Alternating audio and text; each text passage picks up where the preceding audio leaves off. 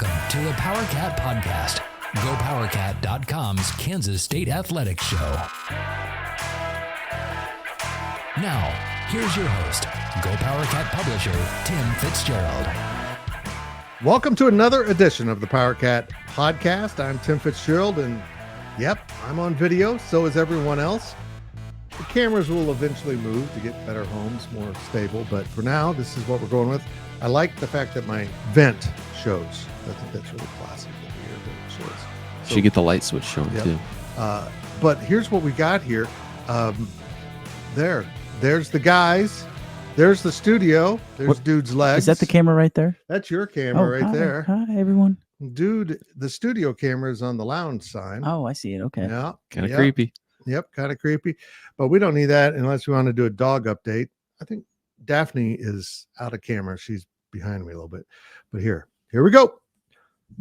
It's the Questions Podcast, brought to you by Fridge Wholesale Liquor. Make sure you come to the Fridge every time you come to Manhattan. And I sincerely mean that, because if you're going to buy liquor, wine, champagne, I bought champagne the other day. Make sure you stop in the Fridge. Great selection, great service, great people, wonderful people. The Fridge, yeah, it's a little busy because they're the best. Stop in the Fridge at the corner of this and that in the town in which we live. College and Claflin. Thank you. No, I got that wrong. Westport and Claflin. Got to screw it up on video, right?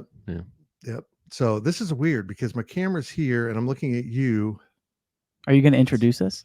Oh, that's Zach Carlson and Cole Carmody. I'm a little rattled. I've never had to worry about camera shots on a podcast. It's not like my TV show where I've got one fixed camera on me.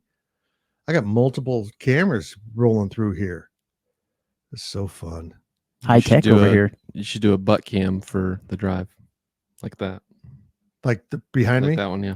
And yeah, my butt doesn't really show on that camera. Hold on, I forgot to put my phone into do not disturb. There we go. Let's get going with the questions from Wabash Station. We had two threads. Yeah, I didn't know. Deliver great questions. Well, I thought you were in bed probably last night when we decided we better do a podcast today. We were probably on the road back from Morgantown. Yeah. Back to the hotel in Pittsburgh. Actually, it was Washington. Brian Gilbert's favorite place. Did Gilbert come back? Sources say he did. Okay. Sometime we're going to take him out to Pittsburgh. He's just going to stay. He loves his hometown. We went to the Pittsburgh Steelers pro shop. Hometown. He didn't buy anything. It's a little picked over, but we did. They got to celebrate that 9-8 season and making the playoffs. You know how it is. Kind of hot there. Yeah. That was very passionate. I'm sorry. You need to calm down. We're going to de-hot him. Okay. He's right on top of that mic.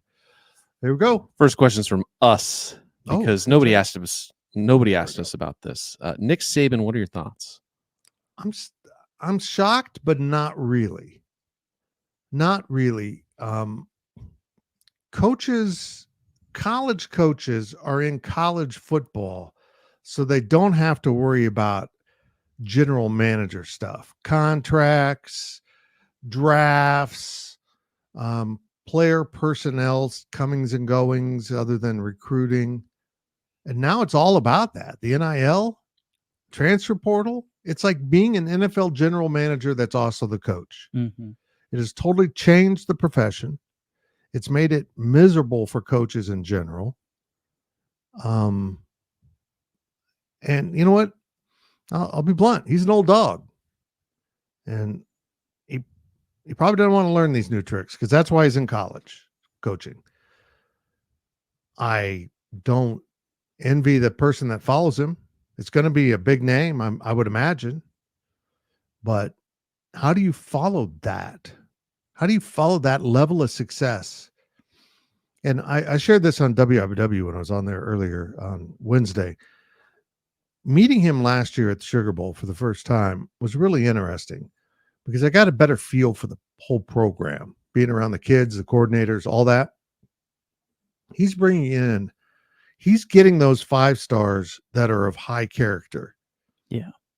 Now, people sometimes wonder, well, how does a school like that get a 5-star? Well, there was a reason why the Alabamas, Georgias, LSUs, Michigans, Oklahomas, and Texases passed on him. There's probably off the field things. But he was getting the 5 stars that were really enjoyable, good kids, good young men. And you can't develop players anymore in this era. They just go. And in Alabama, you're parking 5 stars for a season or two, and they don't need to do that anymore. Yeah, Alabama is a developmental program. Like, I know people talk about K-State being a developmental program, but Alabama really is too. And I was a little surprised, but I think when we think about retirements, it's important to keep in mind not everybody goes out with a farewell tour. Coach K went out with a farewell tour. Nick Saban didn't have a farewell tour. Now, I think it was Bud Elliott from our friends over at 24/7, the National Cover 3 podcast. He was talking about how it seemed like throughout the entire year, Nick Saban was doing things as if it seemed like he was doing it for the last time. He went on the Pat McAfee show for the first time ever this year and did a weekly appearance there. Was pretty unhinged there. I mean, I'm looking back on it, there should have been more signs that this was probably going to be it. But there wasn't. And I think that the sport will be forever changed because he really has. I mean, say what you want to say about Alabama, but that went from a program that had been dominant, in spurts to now they are unanimously and universally recognized as the face of college football. Right. I think what's interesting here is there's now a January silly season where not only will Alabama's job be open, but every domino that falls, before it. Does Clemson open up? Does Dabo take the job? Does Kirby Smart take the job? Oregon, Dan Lanning. And it wouldn't surprise me if 2 head coach jobs opened up because the offensive coordinator, the defensive coordinator job at Alabama is more lucrative than being a head coach somewhere. Right. I wouldn't be surprised. Yeah, I mean, we're finding that certainly from the SCS level, but also from the non-power conferences that head coaches are taking coordinator jobs now. The pay gap between the elite schools and other FBS schools is getting tremendous. Throw in the transfer portal too, guys. That's something that we haven't mentioned, but now every single player at Alabama, even though the portal is technically closed, I got to get used to this new mic. I talk with my hands a lot on this podcast, even when it wasn't on video, but they now have 30 days to enter the transfer portal. So that's something to keep in mind too. And that could it might not impact K-State, but it very well could. I mean, that trickle down effect is going to be real. So think about if the Dodgers just all of a sudden decided to break up like that. Yeah. That's basically what's going on. Well, I'm sure that the AD was in on this. I mean, there's no way. I mean, Nick Saban, Alabama football's his baby. So I would imagine that the AD was well aware that something was going on and probably has an action plan. If not, they're screwed. Yeah. They're in big trouble. If the AD found out today and had no plan and no idea this was coming, oh my gosh, scramble mode trying to keep this roster together. I guess I can see it from that point, from a player management standpoint. I understand that, but also it's the Alabama job. And if you're the AD and you have an opening at Alabama for your football coach, I don't see that as the worst problem in the world. Every single qualified head coach. I mean, you could literally get who you want. Right. I mean, there is no question. And because of that, I don't think there's much of a player management issue. I think that the guys that go to Alabama, they go to play for Nick Saban, but they go to win championships. At Alabama. Mm-hmm. And Alabama is more than capable of finding a coach that can win them championships. I do not expect any drop-off with whatever happens. I will not be going to Alabama. Dang it. Wow. But a big Twitter account brought up Chris Kleiman. Stats of war. Look, I don't think that's going to happen. It'd be funny if it did. No, it wouldn't. I would laugh. No, don't. He would have the record for most national championships by any coach ever. Yeah. Win one at Alabama and be almost there. Yeah. 2-time Hall of Famer. Yeah, for multiple jobs, but not K-State. From Dinland 0809, over Chris Kleiman's tenure, has the football transfer portal been a net positive or a net negative for K-State? I think a positive. I think a positive by far. I mean, look at the first year. They had no running backs. They got They got 2 running backs out of the transfer portal when they had none on scholarship when he arrived. I mean, the transfer portal changes everything for new coaches now. And Lance Leipold has done a marvelous job accessing the transfer portal, because now you can rebuild your roster much quicker. And also they've had a couple forgiveness years about the number of players you can sign within your class, which I don't understand why they have a limit on your class. Just leave it at 85. And if you need to sign 30 guys, let them sign 30 guys. But what it does create is opportunities to build your program quickly. We saw Dion do it at Colorado, run off almost the entire team and bring almost an entire team new. And but I think for K-State, it's been a good thing. And I don't even think they've come close to maximizing it. They've got to make some internal changes. I know it's on their radar. Again, I'm going to say this for the 100th time. Please hire a former coach as your portal manager that just evaluates guys as they go into the portal, or you're looking at guys that might end up in the portal to see if they are fit for your program. And then when he goes in the portal, you know where you want to go with this. That first few hours of kids being in the portal is often what decides where they go. And K-State's got to get better at it. Or before. Yeah. Well, that's an unfortunate truth. Yeah. I mean, K-State suffered a loss in the portal where schools were reaching out saying you can make more money in the NIL. That's the shit I'm just sick of. They got to fix that. They absolutely have to fix that. They can't let schools or agents representing the players be reaching out. This agent issue is a problem. I think agents usually are snakes. That's what it comes down to. Yeah. It's the people reaching out with the NIL that causes these problems. And, the question asked, has it been a net positive or a net negative?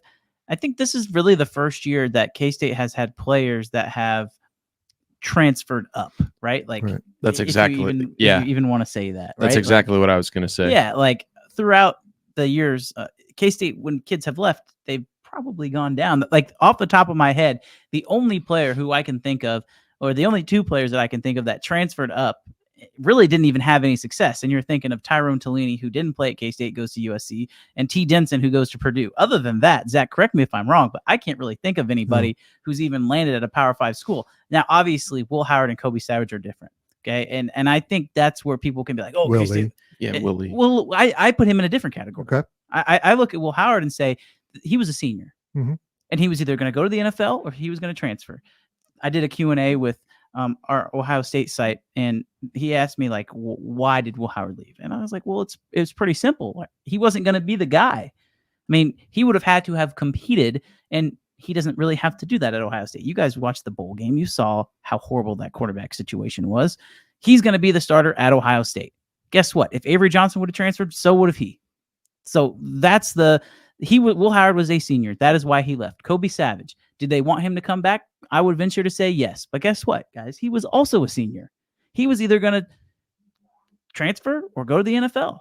And so he decided to transfer. And so I don't really look at that as a net loss for K-State. They've had a lot more successes in the portal than they had of kids who have left. And usually the kids who have left have been, hey, you might want to go try and find somewhere else to play. Will Lee, I put that in a different category. There was obviously a lot of other issues that went on behind the scenes there. From a strictly player standpoint, sure, you can say that was a net negative, but I'm willing to see who they get to replace in the portal first.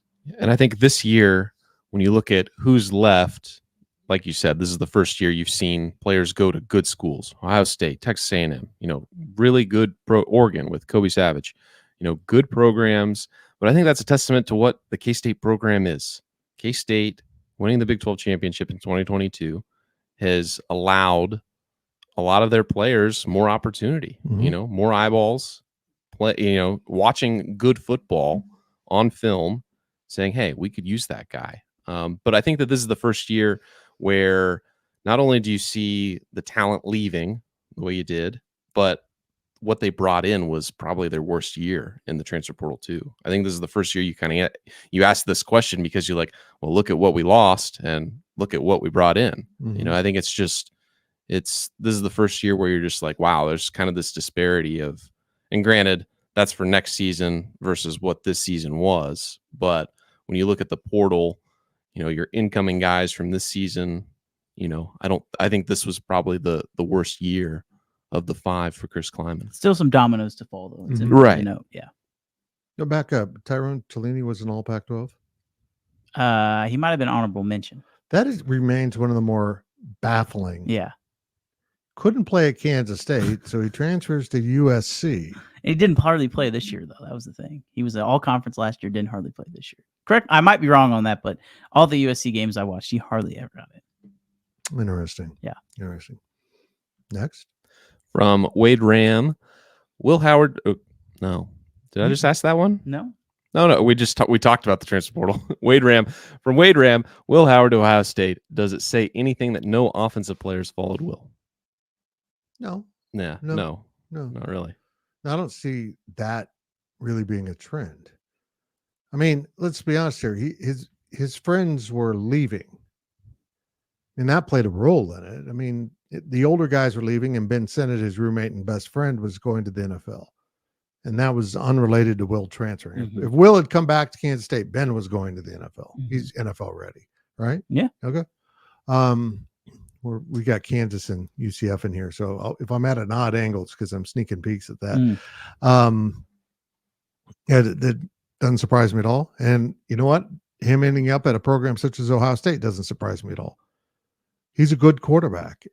Again, I've said this other places, but I'm kind of want to see him with Ohio State receivers, with Ohio State weapons, with Ohio State's offensive line. In a league that honestly, I don't think they claim they play great defense, but I don't necessarily buy in on that all the way. I think they just have horrible offenses.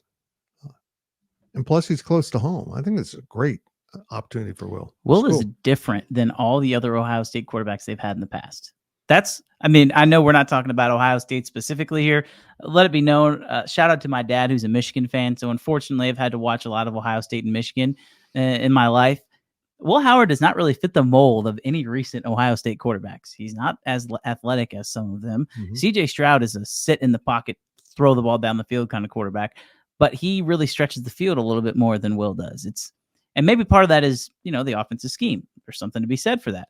But they haven't really had a big guy who is literally the prototypical stand in the pocket, throw the ball kind of quarterback. Can Will run the football? 100%, but they're not going to use him in the quarterback run game. When you have the weapons around him, you don't need to use him in the quarterback run game. He is going to be the literal prototypical stand in the pocket, throw the ball down the field quarterback. It'll be interesting to see how he does in that system where all he's worried about is getting the ball to playmakers. Right. And then on 3rd and 6, nobody's open. You run and pick up a first down. Mm-hmm. More NFL style Mm-hmm. than what he's been in the past. Next question from Claws Out, Balls Out. Is there any news on the plan for Daniel Green?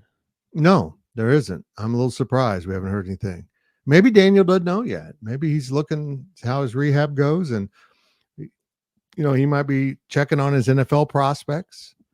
Might be a lot of things going on here that we don't have all the grasp on everything that's in play. But my gut tells me he'll be back, but that's purely a guess. I think that a lot of it has to do with how he does if he plans on participating at this Big 12 Pro Day. Right. And we haven't really talked about that yet, but that's coming up. I'd be in March, maybe, Zach? Is it still happening? I think so. I feel like it's just we heard about it a while ago, and then we haven't really thought about it. Mm-hmm. They're going to win this game, aren't they? Yeah, oh, wow. Look at that. I think if he goes out and has a great pro day, he's gone. But can he technically still come back?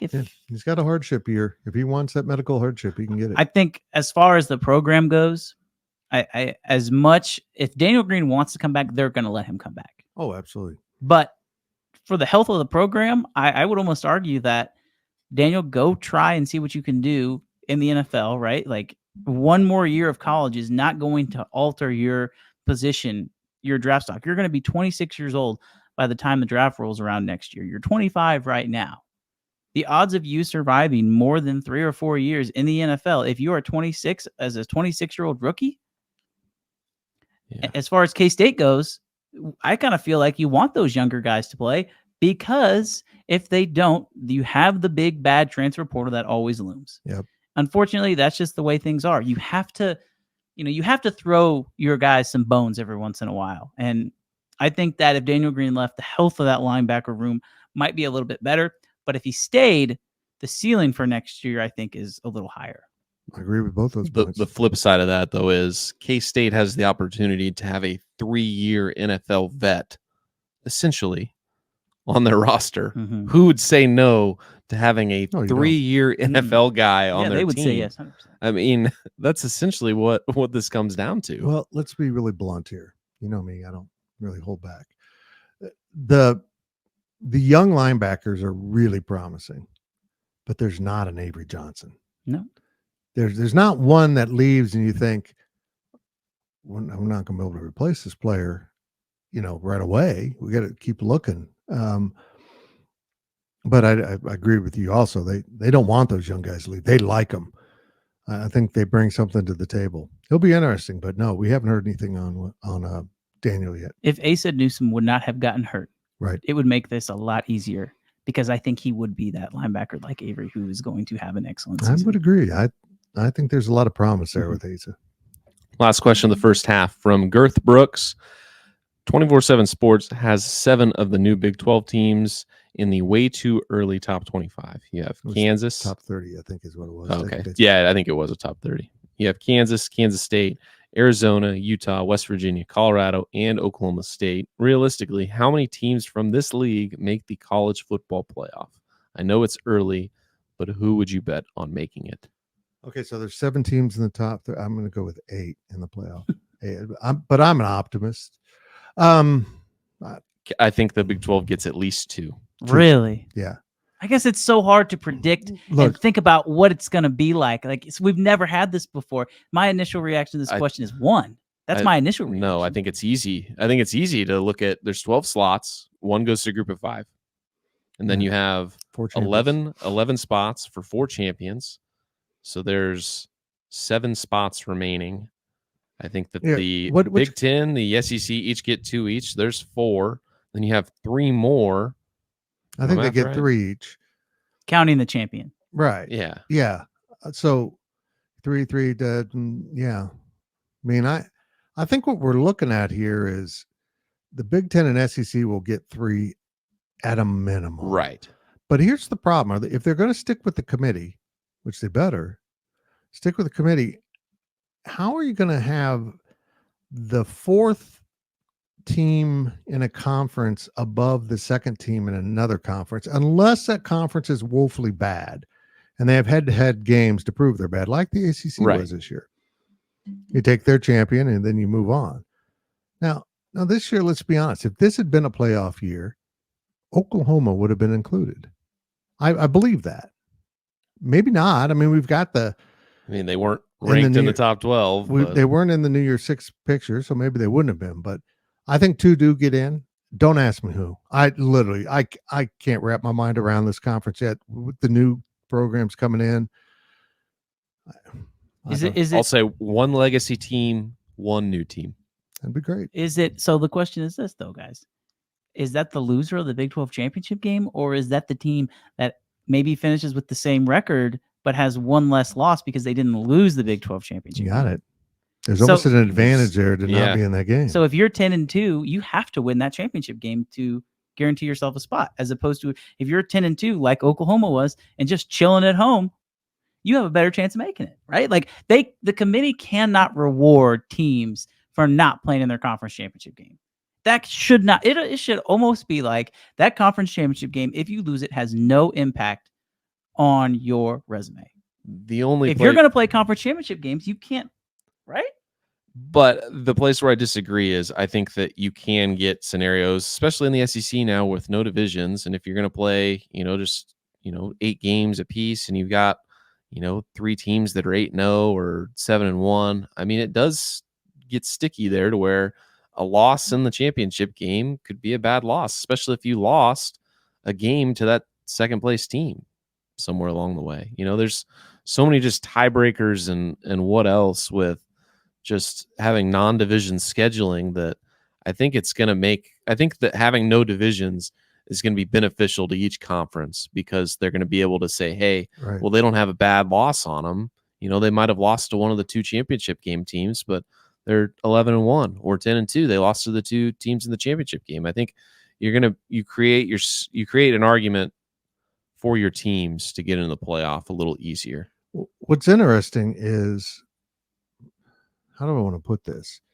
We saw it with how the Big 12 tiebreakers were going to play out in different scenarios.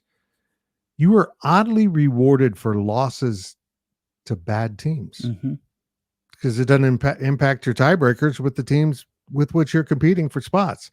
UCF beats Kansas. We have a court storming in Orlando. Good for UCF. That is incredible. Welcome to the Big 12. I'm just it makes me uncomfortable that Oklahoma State essentially got into the championship game because it got their butts kicked at UCF, and that didn't impact the tiebreakers at all. Think about how that doesn't make sense. Oh, you lose the tiebreakers because you lost to good teams, but you win the tiebreakers because you lost to bad teams that aren't competing for the same spot in the championship game. What? So yeah, that's where this will come in, where the committee will look at this and say, hold on, you lost to a team that went 6-6. No. And you lost at 10 wins and 9 wins. Okay, well, I see why you lost your tiebreaker to get in the championship game, but you're the better team. It'll be interesting to see how it all plays out. I'll answer this question, go on record, and I'll say I don't know how many teams are going to get in, but I think the teams with the realistic chance at getting in will be Kansas, Kansas State, Arizona, and Utah. Those are the 4 teams I think maybe K-State gets in, or maybe the Big 12 gets in 2 of those teams. I would say those would be the 4 teams I look at as the 4 teams that have the greatest chance. And there's got to be someone that you're not even thinking of now, because that's the way this conference works. Do we have to take KU seriously? Yes, they're good. I know. I know. We don't like it. I know. We'll see what losing their offensive coordinator does to them, but they got some dudes, and they got a good head coach. That's it for the first half of the Powercat Questions podcast. On the other side, we'll get into some basketball. We've got some women's basketball. Congratulations again to UCF winning it at home against Kansas. It's pretty huge, and I'm going to move my camera because it's bugging the hell out of me. I don't want to look over here. I want to look here. I want to look at my guys, but no, I got to look here. We'll be back. Maybe I'll run to the field. GoPowerCat.com's Powercat Podcast continues after this short break.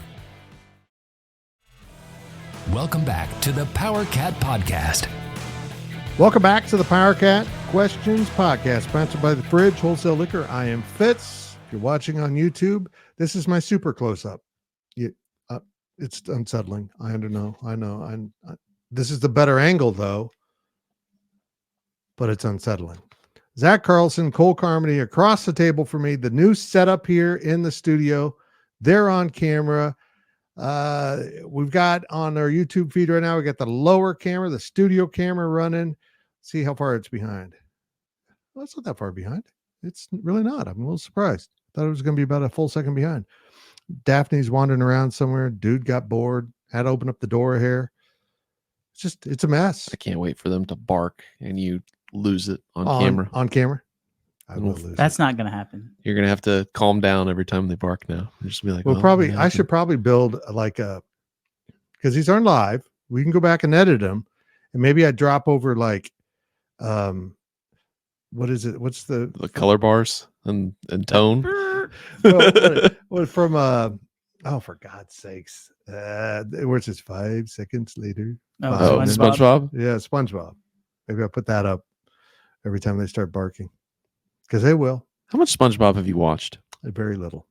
You have watched at least? Very little. You know what show I've watched almost none of, and yet I GIF it all the time? The Office. It's a great show. Never watched I watched one full episode, did not find it humorous at all. You should go back and watch it. It's on Netflix. I think maybe my humor has caught up to it now. You've got to get through like the first season, apparently.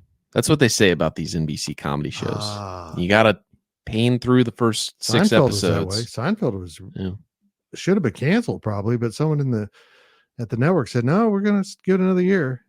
And it took off. Yeah. Before we start this podcast, I just want to say for everyone watching, I usually show up to these things in like sweatpants with like flip-flops and yes, So I've never the fact seen you that wear flip flops. You're lying. okay, not flip flops, slides, whatever. Speedos. I texted in our group chat, "Do I have to wear a collared shirt?" And the boss responded, "Yes." I'll be fine. I guess I'm a guest now anyway. It's not even normally what I'm on, so it's fine. You're always part of the team, Cole. Thank you. Just because you went and took a full-time job where you get to interact with children all day. And wear collared shirts. Just saying. Okay. We're sponsored by The Fridge. Make sure you check out The Fridge every stinking time you come to Manhattan. Please do so. Tell them you heard about them on the Powercat podcast, even if that's a lie. Just go ahead and tell them that. They'll fall for it. But don't ask for Die Hard on VHS. The employees there now are so young, they don't even know what VHS is. It's sad. They don't even know the store was a Blockbuster. They might even know what a Blockbuster was. On with the questions from all best stations. Zach, you got them? I got them from Go Stay Kate. Does Jerome Tang sandbag in the non-conference? That's a great question. I don't think it's sandbag's the right word. I don't think, and I don't want to say he doesn't take it seriously, but he doesn't necessarily care about the results if they're wins. And even if they're losses to like Nebraska, I think that he's very forgiving to his team when they don't perform well, when it doesn't matter. Because really, it doesn't matter much. Unless you lose a bunch of them. Unless you lose a bunch of them, but they lost to Nebraska. They just picked up a quality win. Right. They've lost to USC and they've lost to Providence. Miami. Yeah, they beat Providence. Yeah. So 3 losses to tournament teams. Good teams. Tournament teams. You know, it's hard to look at K-State's record right now and be upset with it, even though there were a lot of games that were extremely frustrating to watch. I think he has this thing in him, and it's probably not this right wording, but when they're struggling in some of these games, I think he's like, let's let them cook. Let's just let them suffer through this. And, you know, they can learn the lesson of not doing what we want them to do. Yeah, I think it just all leads to once they tip off Big 12 play. And I bring this up too.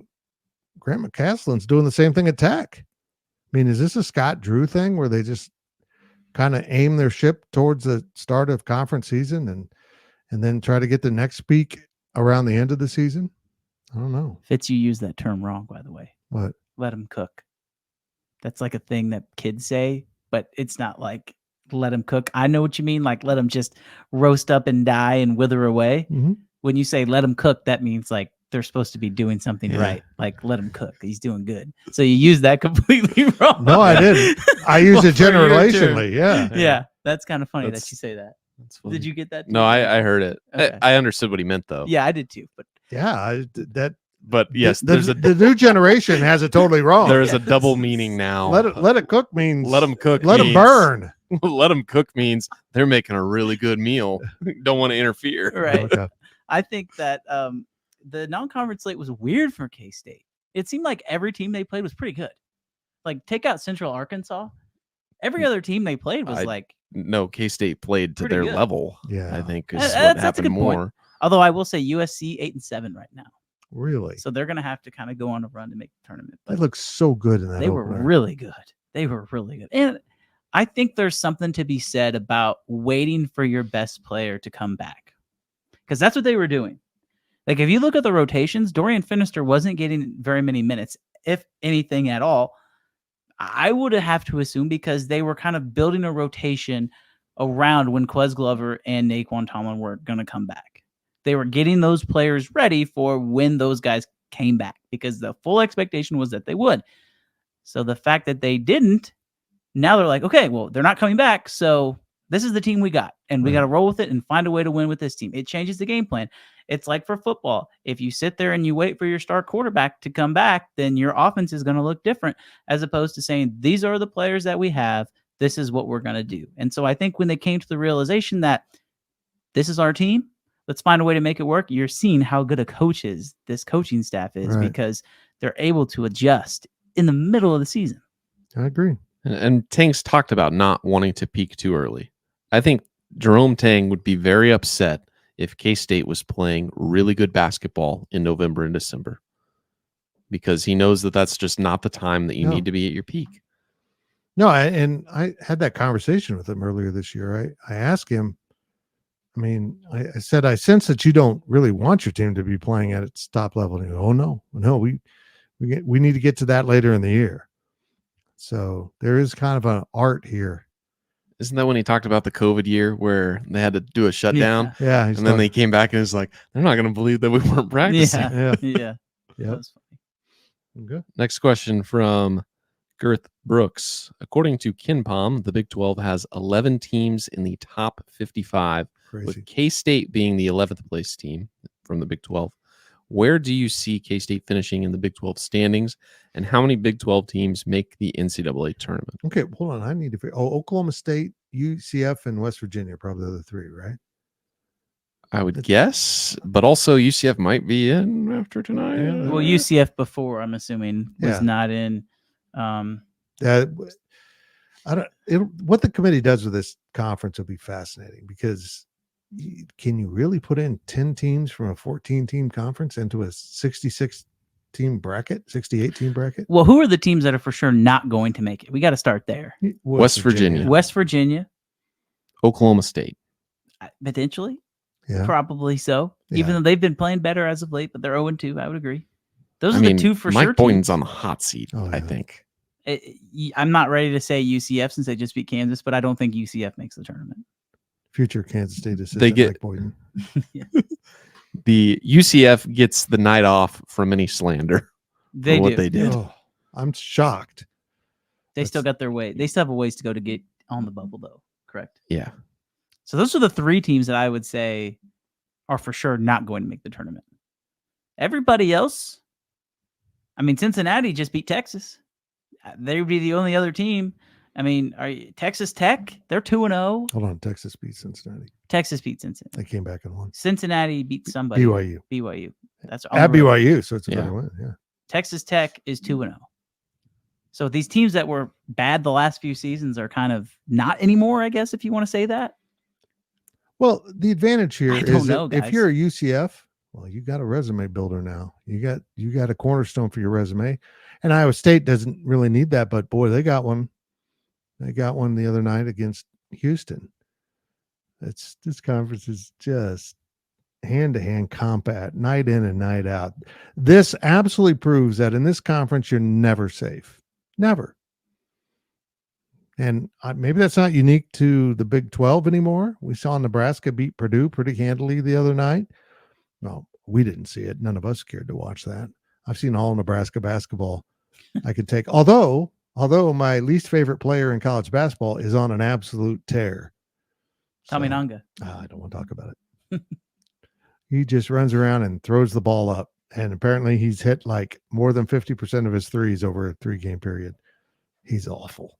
But good for them. I just think how fun this is going to be when they add Arizona too. I mean, gosh. Unbelievable.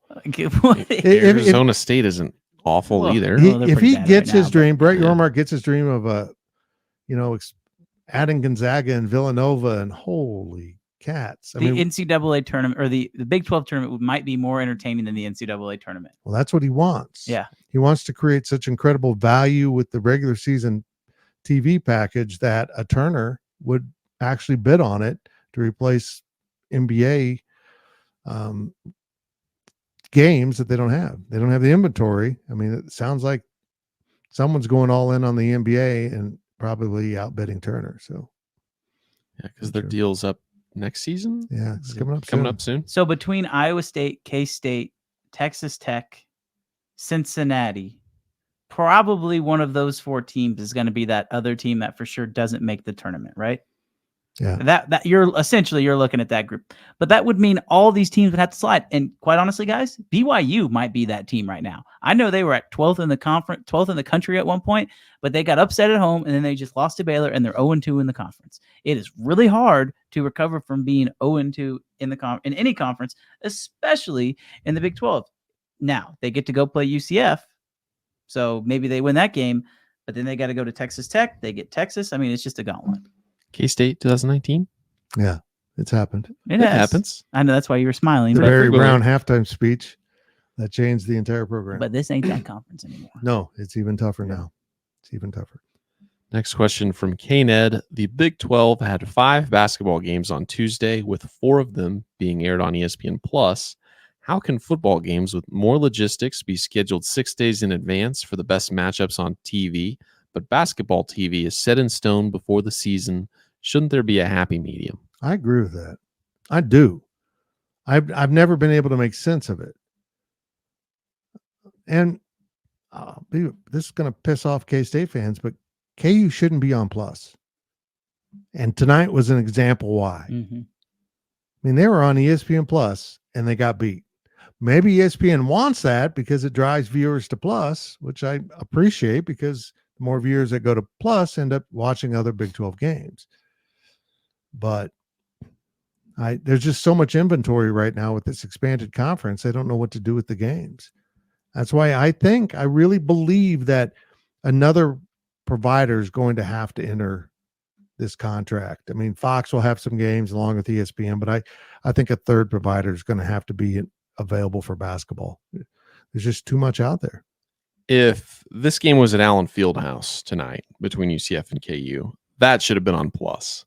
But if KU's on the road and there's a chance that they can get upset, I think that you should put them on broadcast. What's interesting is I sense that it's the opposite of that for the TV networks, not because they want the better game, but because the announcers want to go to Allen Fieldhouse. Mm-hmm.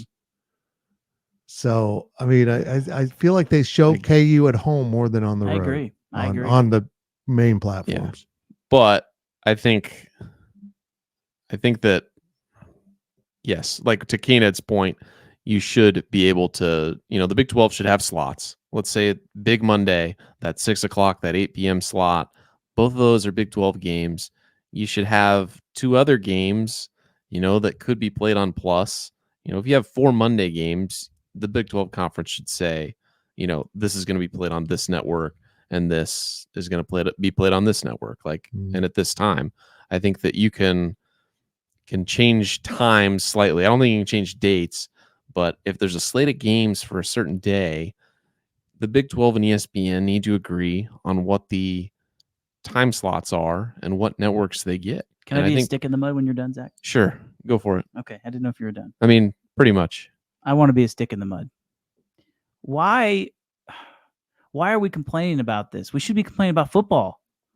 Like, baseball is scheduled out way in advance. It has the time and the dates and the networks. Basketball is scheduled out way in advance. It has the time and the date and the networks.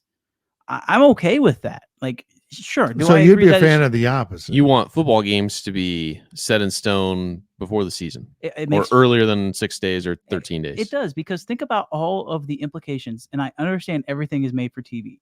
But from a fan standpoint, and even from our business standpoint, how much easier would it be to logistically plan out travel all of the time? It is a problem for us. So, I mean, I think if you want people to go to your games, this is the best way to do it. Hey, dude, how you doing, buddy? Dude just made an appearance. Think about it like this, guys. You know how easy it is to request off if you are coming to a game in Manhattan. You live in Kansas City. You want to get to that 6 o'clock game. Thank you, dude. He did that on purpose. He walked into the shot. But you know what I mean, Fitz? I know. You know where I disagree with you, Cole? The NFL has flex scheduling, and they just expanded it this year to include Monday Night Football. Well, then you can flex it. Then I'm totally okay with saying this game is on. Actually, I do. I kind of like the flexing of Big 12 games. Actually, I think it's a pretty good idea. But like this game, KU and UCF, it would have been flexed. UCF just lost by 25. It wouldn't have been flexed. No. So. But I'm talking flexing time slots. I'm not talking about flexing networks. This game would have been played at 6 p.m. or 8 p.m. or whatever, wherever it was going to be played. Mm-hmm. Doesn't matter. But it was going to be played on Wednesday night. Right. You can put it on a network. If the Big 12 has the inventory and the ESPN has a certain number of slots, and you know that the remaining inventory that doesn't get picked up for the broadcast slots are going to be on Plus, it shouldn't matter which game is on which network. Mm-hmm. The Big 12 Conference and ESPN should be able to agree at a certain point.